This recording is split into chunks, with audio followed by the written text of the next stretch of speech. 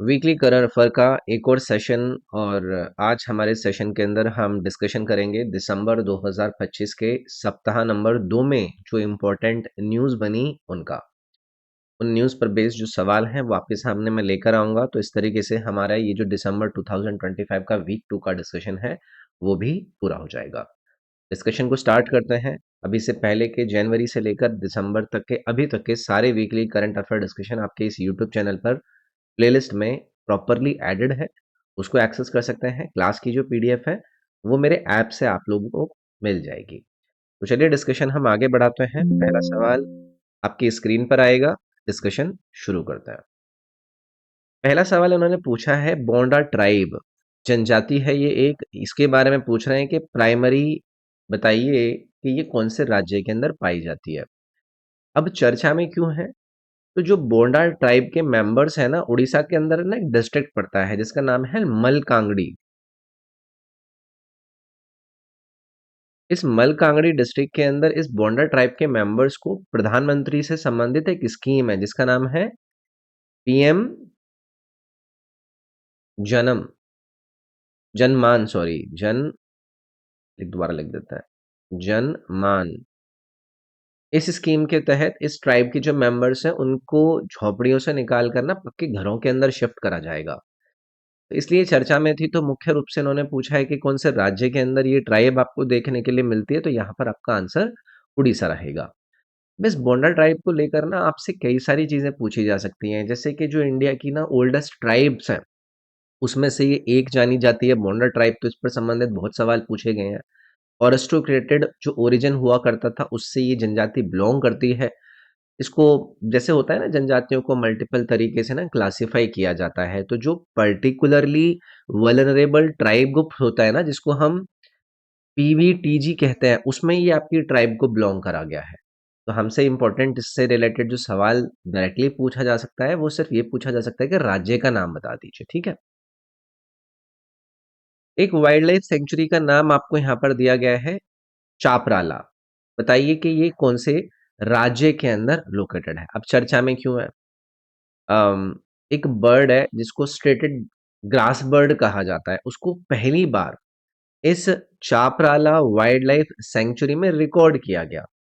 तो अगर कोई भी ऐसी बर्ड हो या फिर वाइल्ड लाइफ का कोई ऐसा स्पीशी हो जिसकी जो साइटनिंग होती है, जिसका जो देखा जाना होता है ना, वो रेयर होता है, तो वो हमसे सवाल के रूप में पूछ लिए जाते हैं। अब वो जरूरी नहीं है वो यही पूछेंगे कि भैया ये स्ट्रेटेड ग्रास बर्ड की साइटनिंग कहाँ पर हुई है।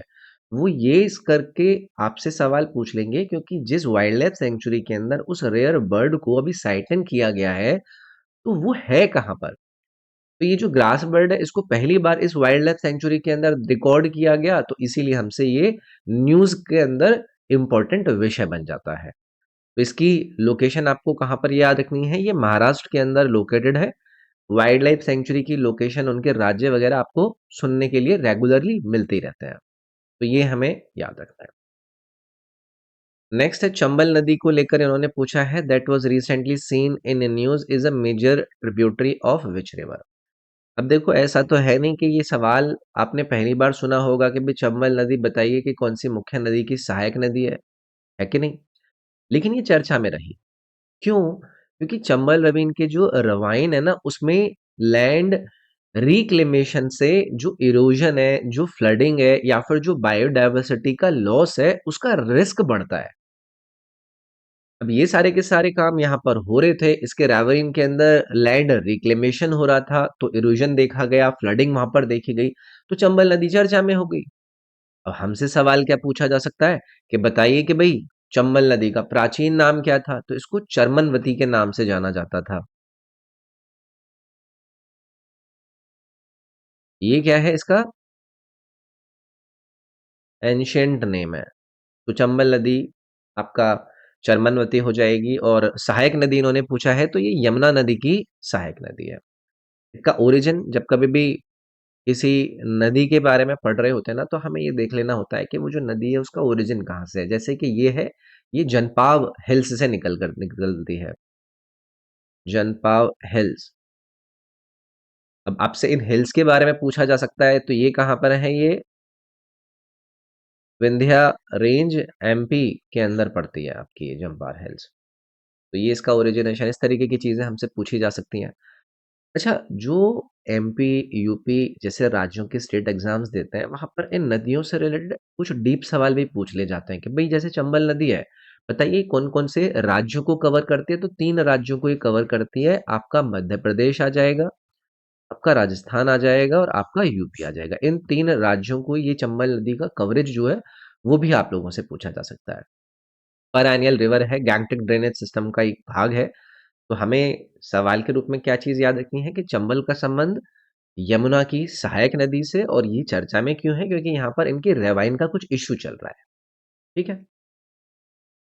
आगे बढ़ेंगे। एनसीपीओआर यानी कि national centre for polar and ocean research works under which ministry? राष्ट्रीय ध्रुवीय एवं महासागर अनुसंधान केंद्र इस मंत्रालय के अंतर्गत कार्य करता है।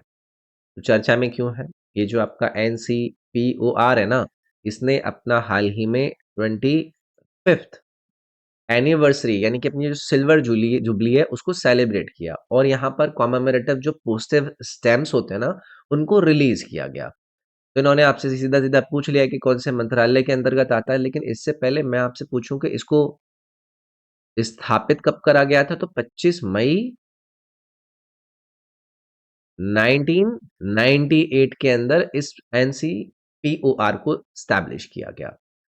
अब इसकी लोकेशन कहाँ पर है, ये भी हमसे पूछा जा सकता है। गोवा का जो वास्को डी गामा है, वहां पर इसकी लोकेशन है। मिनिस्ट्री जो इसके अंदर आएगी वो आएगी अर्थ साइंस वाली, पृथ्वी विज्ञान मंत्रालय के अधीन आता है। National centre for polar and ocean research. Next एक नाम दिया गया है भाई आपको यहाँ पर, वेरियूर कॉटन साड़ी, एंड दूसरा है Thooyamalli rice which have been recently secured GI tag, belong to which state? GI tag based सवाल हमसे हर एग्जाम के अंदर पूछे जाते रहते हैं। तो तमिलनाडु ने अपने 5 नए प्रोडक्ट को जीआई टैग दिया, या फिर तमिलनाडु के 5 नए प्रोडक्ट को जीआई टैग मिला, जिससे कि जो स्टेट का टोटल जीआई टैक्स का नंबर है ना, वो बढ़कर अब कितना हो गया है? 74। नंबर वगैरह तो वो नहीं पूछेंगे, बट हाँ करंट अफेयर के अंदर पूछे जा सकते हैं कि भाई हाल ही में नए 5 न्यू प्रोडक्ट को जीआई टैग मिला है, तो तमिलनाडु के बताइए कि total number of GI tag products कितने हो गए हैं? तो 74 है तमिलनाडु के। बेसिक सी बात है, बट ये अपडेट होता रहता है। अब जो प्रोडक्ट को जीआई टैग दिया गया है, जिनका संबंध तमिलनाडु से है, वो तो चलो दो तो आपको आपके सामने नजर आ रहे हैं। एक तो क्या है आपका, वेरियूर सूती साड़ी। दूसरे का नाम क्या था? दूसरे का नाम था थुयमल्ली राइस। ये दो मेन चीज आपको याद रहेंगी। इसके अलावा एक ना जैगरी पाउडर आता है तमिलनाडु के अंदर, उसका नाम है नाटू सक्काराई। क्या है? नाटू सक्काराई। एक ये प्रोडक्ट है जिसको जीआई टैग मिला गया है। और भी एक दो है, उनको आप देख लेंगे। फिलहाल के लिए यहाँ पर इन दोनों से संबंधित जीआई टैग रिलेटेड पूछा जाए तो वो यार हमें याद रखना है। ठीक है? अच्छा, जितने भी हमारे देश के अंदर अलग अलग राज्य हैं और उनके अंदर जो जीआई टैग वाले प्रोडक्ट हैं, तो तमिलनाडु को याद रखिएगा। जो हाईएस्ट जीआई स्टेट्स है ना, उनमें से एक में से आपका ये तमिलनाडु आता है। ओके। अगला है भाई आईएसआई एक्ट 1959 कौन से मंत्रालय के अंतर्गत आता है? यानी कि इंडियन स्टैटिस्टिकल इंस्टीट्यूट को लेकर पूछ रहे हैं कि कौन से मिनिस्ट्री के अंतर्गत इसका जो एक्ट है वो आता है। तो हुआ क्या, कोलकाता के अंदर 1500 से ज्यादा एकेडमिक्स ने इंडियन स्टैटिस्टिकल इंस्टीट्यूट यानी कि आईएसआई एक्ट 1959 को रिपील करने के प्रपोजल के अगेंस्ट में प्रोटेस्ट किया। इसको रिपील करने की बात चल रही थी। तो वहां पर जितने भी एकेडमिक्स हैं, उन्होंने इस रिपील को लेकर जो प्रपोजल आया है उसके अगेंस्ट में वहां पर आंदोलन कराया। इसलिए हमारे लिए इंपॉर्टेंट हो जाता है। अब ये जो आईएसआई है, which is Indian statistical institute, ये क्या है? तो ये इंडिया का प्रीमियर स्टैटिस्टिकल रिसर्च और ट्रेनिंग इंस्टीट्यूट है, जिसको 1931 के अंदर फाउंड करा गया था। अब आपसे पूछा जाएगा कि फाउंड बाय होम, तो आपने पीसी महालनोबिस का नाम सुना होगा।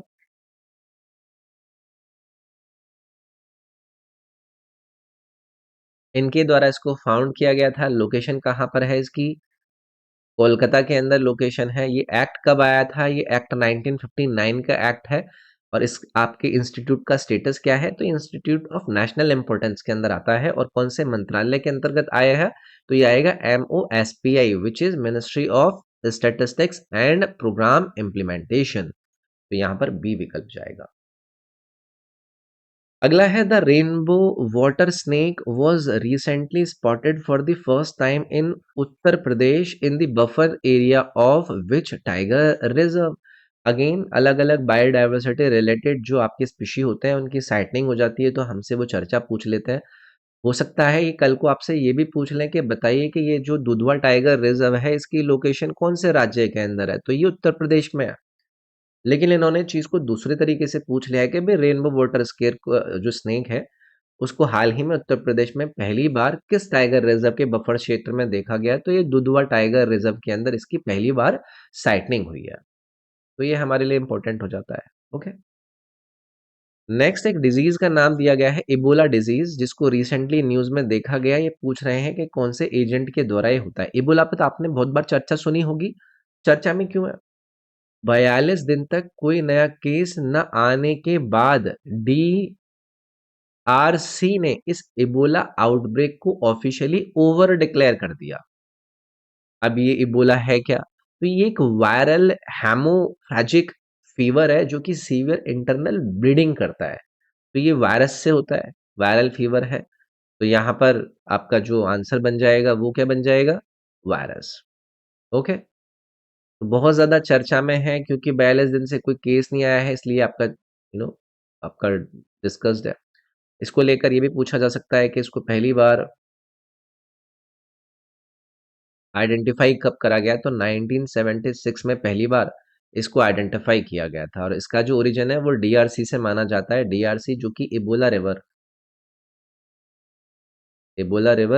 DRC। तो ये जो ब्लडी फ्लूइड्स होते हैं ना उनसे ये स्प्रेड होता है, एयरबॉर्न नहीं होता है ये। अगला है, which telescope was used to discover the spiral galaxy Alaknanda. Alaknanda नामक स्पाइरल आकाशगंगा की खोज किस दूरबीन से की गई? अब चर्चा में क्यों है? तो इंडियन जो रिसर्चर्स हैं उन्होंने एक नई स्पाइरल गैलेक्सी अलकनंदा डिस्कवर करी है जो कि 12 बिलियन लाइट ईयर्स दूर है हमारे पृथ्वी से। तो ये जो गैलेक्सी है ना ये यंग मिल्की वे जैसे स्ट्रक्चर का देखने के लिए मिलती है। अब हमारे लिए इंपॉर्टेंट है कि कितनी दूर है, वो मैंने आपको बता दिया, 12 बिलियन लाइट ईयर्स जो कि एक डिस्टेंस की यूनिट है। अब हमसे पूछा गया है कि जिस इंस्ट्रूमेंट को इसके लिए यूज करा गया है तो वो रहेगा नासा का जेम्स वेब स्पेस स्कोप। ये याद रखना है। ओके।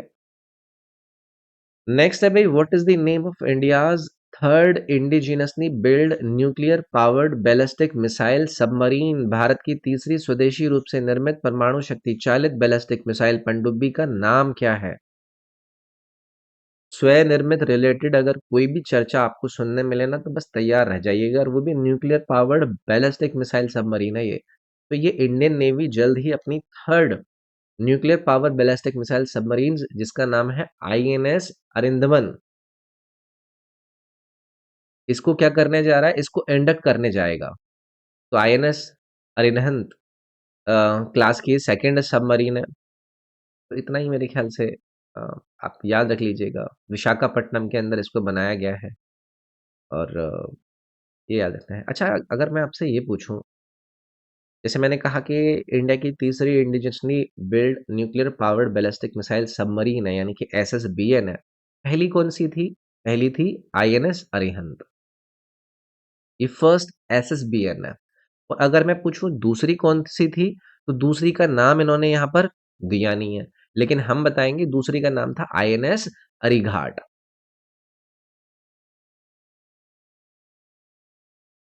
और अब अगर तीसरा पूछा जाए तो INS अरिधमान को आपको याद रखना है। प्लीज याद रखिएगा, ये इंपॉर्टेंट है। ठीक है। नेक्स्ट एक लेक का नाम दिया गया है जो कि है Powai lake that was recently seen in news. बताइए कि ये कौन से इंडियन राज्य के अंदर लोकेटेड है? तो चर्चा में क्यों है ना? BMC, BMC of Maharashtra. BMC मतलब जो बृहन मुंबई म्युनिसिपल कॉरपोरेशन है, उन्होंने मुंबई शहर की जो सिविक बॉडी है, अ, उनके द्वारा एक इम्पोर्टेंट इनिशिएटिव लिया गया। जैसे कि नेशनल ग्रीन ट्रिब्यूनल है ना, उस नेशनल ग्रीन ट्रिब्यूनल की कमेटी ने बीएमसी को इस पवाई लेक में जो अनट्रीटेड सीवेज है उसको जाने से रोकने पर नॉन कंप्लायंट पाया है कि भाई वो सही से नहीं कर रहे, वो सारा जो सीवेज वगैरह है उसको पहले ट्रीट नहीं कर रहे हैं। तो ये हमारे लिए इंपॉर्टेंट हो जाता है। तो पवाई लेक की जो लोकेशन है वो महाराष्ट्र के मुंबई में है। ठीक है, तो इस तरीके की चीजें ये पूछी जा सकती हैं। एनजीटी ने इसके अंदर ना पेनल्टी वगैरह भी लगाई है, लगभग 5 लाख पर मंथ इनलेट अगर वायलेशन हुआ तो उनके ऊपर लगाया जाएगा। ठीक है।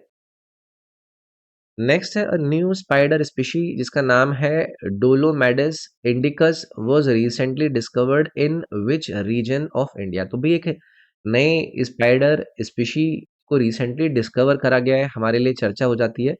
इस नाम से जाना जाता है डोलोमेडस इंडिका। तो ये एक नई स्पाइडर स्पीशी है जिसको वेस्टर्न घाट के जो एवरग्रीन रेन फॉरेस्ट है उसके अंदर डिस्कवर करा गया है। तो स्पेसिफिकली ये केरला के वेनाड डिस्ट्रिक्ट के अंदर इसको डिस्कवर करा गया, इतना याद रखना है बस। Which country has become the first in Asian region, African region to eliminate onchocerciasis, also known as river blindness? अफ्रीकी क्षेत्र में onchocerciasis यानी कि रिवर ब्लाइंडनेस को समाप्त करने वाला पहला देश कौन बना है? पहले तो ये onchocerciasis का नाम भी याद रखिएगा, इसको रिवर ब्लाइंडनेस के नाम से भी जाना जाता है। ये सवाल पूछा जा सकता है। अब चर्चा में ये इसलिए है कि जो नाइजर है, इसने इस रिवर ब्लाइंडनेस को एलिमिनेट करके अफ्रीका का पहला कंट्री बनने का काम किया है। तो ये रिवर ब्लाइंडनेस नाम का ये डिजीज है, एक मतलब पैरासाइट से ये आपका होता है। जो भी इन्फेक्टेड ब्लैक फ्लाइज होते हैं उनकी बाइट से एक्चुअली में ये होता है। तो WHO की रिकॉग्निशन इसको मिली है कि ये नाइजर ने इसको एलिमिनेट कर दिया है। तो याद रखेंगे इसको। अगला एक टाइगर रिजर्व का नाम दिया गया है रामगढ़ विषधारी टाइगर रिजर्व। इसकी लोकेशन बताइए कि ये कौन से भारतीय राज्य के अंदर है। तो हुआ क्या, राजस्थान में पहली बार इंटर स्टेट टाइगर ट्रांसलोकेशन होने जा रहा है आपके इस रामगढ़ विषधारी टाइगर रिजर्व में। तो आंसर तो आपको मिल गया होगा। आंसर आपका क्या हो जाएगा कि ये राजस्थान के अंदर है। चर्चा में क्यों था वो भी मैंने आपको बता दिया। तो लोकेशन हमारे लिए इंपॉर्टेंट है। अब यहाँ से इस टाइगर रिजर्व से संबंधित ना एक रिवर भी बनती है जो कि जो कि चंबल की ट्रिब्यूटरी है।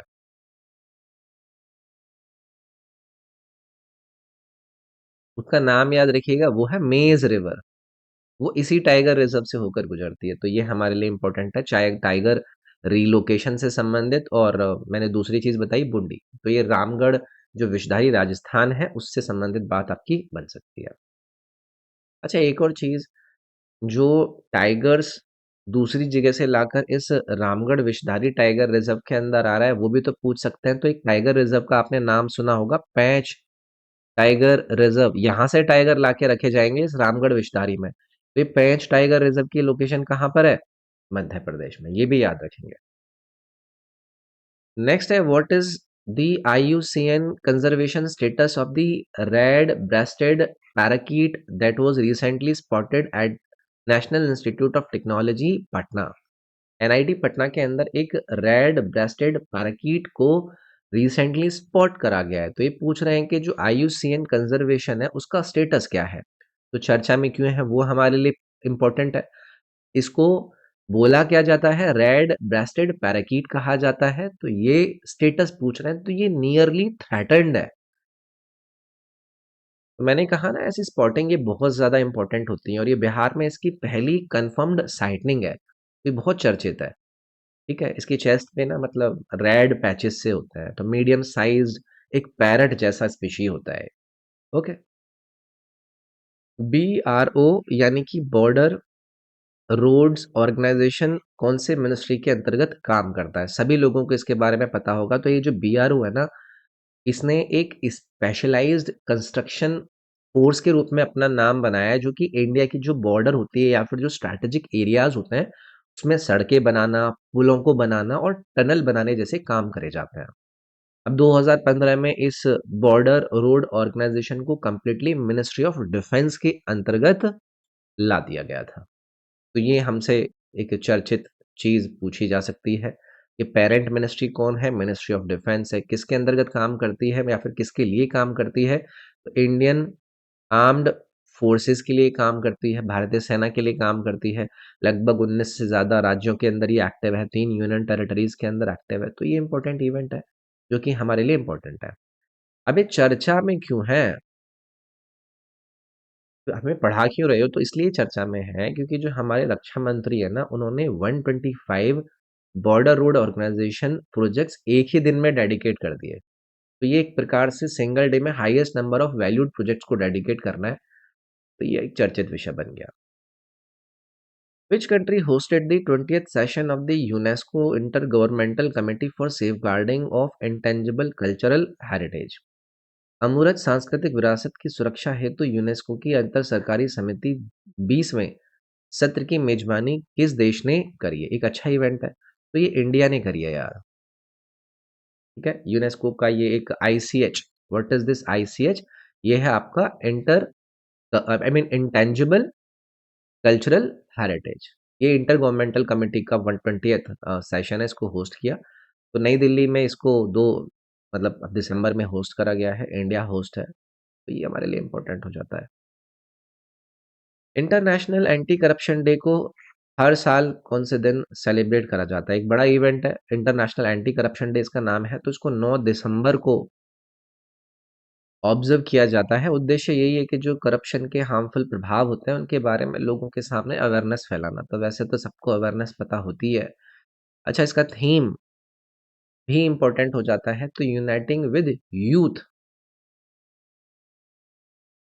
Uniting with youth against corruption.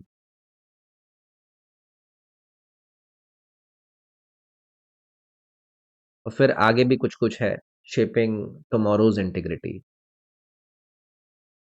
Shaping tomorrow's integrity, ये इसका थीम है। ये हमारे लिए इंपॉर्टेंट है। तो इसमें इंटीग्रिटी पर बात होती है, अकाउंटेबिलिटी पर बात होती है, जो यूथ का पार्टिसिपेशन है उसको देखा जाता है। तो वही मतलब इसकी इंपॉर्टेंस यही है कि जो गवर्नेंस है उसको इम्प्रूव करा जा सके, जो एथिकल वैल्यूज हैं उसको प्रमोट किया जा सके, सिटीजन्स को रिस्पॉन्सिबिलिटी दी जा सके। तो ये 9th ऑफ दिसंबर को हमें इसमें याद रखना है। नेक्स्ट है भी HS disease which is haemorrhagic septicaemia that was recently seen in news. ये कौन से एजेंट की वजह से होता है? तो चर्चा में क्यों है? झारखंड के एक जू में ब्लैक बक्स की डेथ का रीजन ये HS डिजीज बताया गया। अभी जो कि एक क्या है, एक बैक्टीरियल डिजीज है, तो इसलिए हमसे चर्चा में देखा गया। बैक्टीरियल डिजीज के रूप में आपसे पूछा जा सकता है, जो मेनली कैटल्स या फिर बफेलोज को अफेक्ट करता है। तो ये हमें याद रखना है। झारखंड के अंदर इसकी ब्लैक बक्स की डेथ को रिपोर्ट करने के बाद रीजन बताया गया। नेक्स्ट है which state has become first to achieve 100% digitisation of voters list under SIR 2026। ये बड़ा इवेंट है। SIR यानी कि जो स्पेशल इंटेंसिव रिवीजन आपके चल रहे हैं, उसको लेकर 100% डिजिटाइजेशन वोटर लिस्ट का कौन से राज्य के द्वारा करा गया और कौन सा राज्य पहला बना गया है? तो ये पहला बनने वाला है भाई राजस्थान। ये पक्का आपके एग्जाम के अंदर आपको मिलने वाला है। तो इसको याद रखिएगा, 100% वोटर लिस्ट डिजिटाइजेशन कंप्लीट हो चुकी है यहाँ पर इस SIR 2026 के अंतर्गत। तो याद रखेंगे। तो बड़ी इवेंट है जिसके अंदर जो ट्रांसपेरेंसी है उसको इंक्रीज करने की बात करी जा रही है, जो बूथ वाइज वोटर मैनेजमेंट है उसके बेनिफिट्स दिए जाएंगे, जो रिपीटेड डॉक्यूमेंट सबमिशन का काम है वो कहीं ना कहीं सही होगा। तो राजस्थान का नाम इसमें याद रखेंगे। नेक्स्ट है what is the name of the initiative launched in Nagaland to revive traditional water bodies and strengthen water harvesting systems. Nagaland के पारंपरिक जल स्रोतों को पुनर्जीवित करने और जल संग्रह प्रणालियों को सशक्त बनाने के लिए शुरू करी गई जो पहल है उसका नाम क्या है? तो नॉर्थ ईस्ट के अंदर अगर कोई भी मिशन, कोई भी इनिशिएटिव, कोई भी स्कीम लॉन्च करी गई हो, इंपॉर्टेंट है। तो ये गवर्नमेंट ऑफ इंडिया ने एक स्टेट लेवल वाटरशेड महोत्सव 2025 के दौरान इस मिशन वाटरशेड पुनरुत्थान को लॉन्च करा। तो ये बी वाला ऑप्शन तो पहले हमें यहां पर मिल गया। इसका उद्देश्य क्या है? जो भी ट्रेडिशनल वाटर बॉडीज है उनको रिवाइव करना, जो डिग्रेडेड लैंड है उसको रिस्टोर करना और लॉन्ग टर्म वाटर सिक्योरिटी को इंश्योर करना। इसको कहां पर लॉन्च करा गया? इसको लॉन्च करा गया नागालैंड के कोहिमा में। तो इसलिए ये हमारे से पूछा जा सकता है। अब इसमें जो अप्रोच रखी गई है वो किस प्रकार की रखी गई है? भाई कम्युनिटी का पार्टिसिपेशन बढ़ाया जा सके और इसको ना इवन मनरेगा के साथ कन्वर्ज करा गया है। तो ये ज़रूर हमें याद रखना है भाई, ठीक है? अच्छा, इसमें नागालैंड क्यों इम्पोर्टेंट है? आपको पता है जो स्प्रिंग्स होती हैं, वो रिस्टोरेशन में आपको नज़र आता है। इवन जो ट्रेडिशनल वाटर स्ट्रक्चर्स है, उसका रिवाइवल वहाँ पर बहुत ज़्यादा देखने के लिए मिलता है। कम्युनिटी ड्रिवन वाटरशेड मैनेजमेंट वहाँ पर होता है। तो इसलिए इसके अंदर नागालैंड बहुत ज़्यादा इम्पोर्टेंस है। नेक्स्ट एक डिजीज का नाम दिया गया है blue tongue disease that was recently seen in news is transmitted by which species? Blue tongue रोग हाल ही में समाचारों में था। ये किस प्रजाति के माध्यम से फैलता है? चर्चा में क्यों है? ये जो ब्लू टंग डिजीज है, ये एक वायरल हीमोफ्रेजिक डिजीज है जो कि लाइवस्टॉक को अफेक्ट करती है और ये डायरेक्ट कांटेक्ट से नहीं फैलती, बल्कि जो इंसेक्टर वेक्टर है ना, उसके थ्रू ये स्प्रेड होती है। तो हमारे लिए इंपॉर्टेंट है कि ये डिजीज का टाइप क्या है? तो ये एक वायरल डिजीज है, बीटीवी, जिसको ब्लू टंग वायरस हम कहते हैं। अब इसके अंदर वेक्टर वगैरह आपसे नहीं पूछेंगे, लेकिन ये जरूर पूछेंगे कि कौन इनसे सबसे ज्यादा प्रभावित है। तो उसमें आपको ये नाम याद रखना है, छोटे कीट, मतलब इनसे फैलती है, ट्रांसमिटेड होती है। क्यूलिकोडाइट्स मिजिट्स सबसे ज्यादा प्रभावित होने वाले इसमें जो पालतू जानवर होते हैं, भेड़, बकरी, ऊंट, वो सब होता है। ठीक है, ये मतलब डिजीज ऐसे मान लीजिए इन्फेक्शियस है, बट ये कंटेजियस नहीं है। ओके। नेक्स्ट है C-130J सुपर हरक्यूल्स एयरक्राफ्ट को कौन से देश के द्वारा विकसित करा गया है? चर्चा में क्यों है? तो इंडिया में इस C-130J सुपर हरक्यूलिस एयरक्राफ्ट के लिए maintenance, repair and overhaul facility setup को करा जा रहा है। तो ये स्टेप डिफेंस की सेल्फ रेजिलेंस यानी कि जो आत्मनिर्भरता है उसको स्ट्रेंथन करने का काम करता है। तो पहला सवाल आपका क्या पूछा जाएगा कि ये किसके द्वारा बनाया गया है, इसका मैन्युफैक्चर कौन है? तो यूएसए की कंपनी है लॉकहीड मार्टिन, जिस पर पहले भी मैंने चर्चा करी है। उनके द्वारा इसको बनाया गया है। 4 engine turbo proof military transport का ये काम करता है। तो इस पर हमसे सवाल पूछा जा सकता है कि कौन इसको विकसित करा। अगला सवाल है INS Ghadiyal which was recently developed I mean deployed to Sri Lanka under operation Sagar Bandhu belongs to which class of vessels? INS Ghadiyal को लेकर सवाल पूछ रहे हैं, जिसको ऑपरेशन सागर बंधु के तहत श्रीलंका भेजा गया। ये किस श्रेणी के पोत से संबंधित है? डिफेंस सेक्टर से बनने वाली कोई भी न्यूज हमारे लिए इंपॉर्टेंट हो जाती है। तो ये इंडियन नेवी ने अपने ऑपरेशन सागर बंधु के अंदर इस आईएनएस घड़ियाल को श्रीलंका के अंदर जो ह्यूमैनिटेरियन असिस्टेंस है उसके लिए डिप्लॉय करा।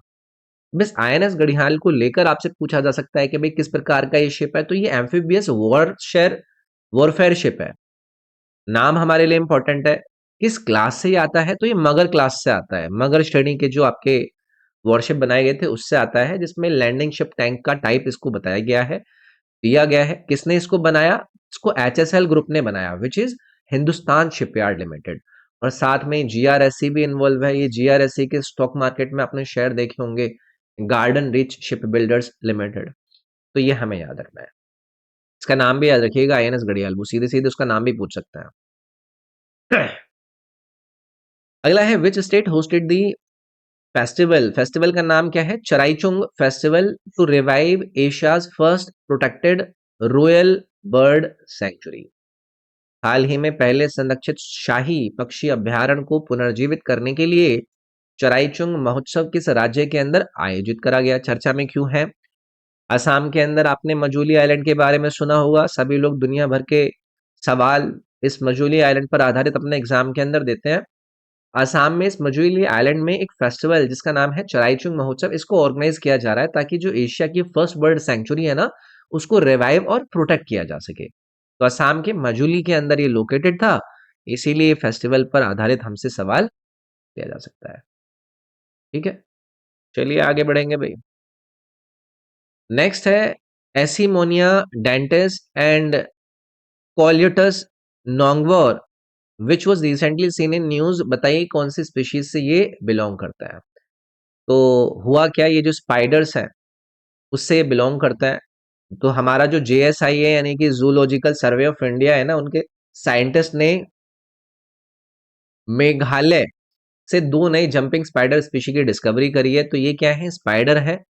नाम हमारे लिए इंपॉर्टेंट है। मेघालय से जूलॉजिकल सर्वे ऑफ इंडिया के साइंटिस्ट ने इनको डिस्कवर करा है, बस उतना याद रखना है और ज्यादा एक्स्ट्रा याद रखने की जरूरत नहीं है।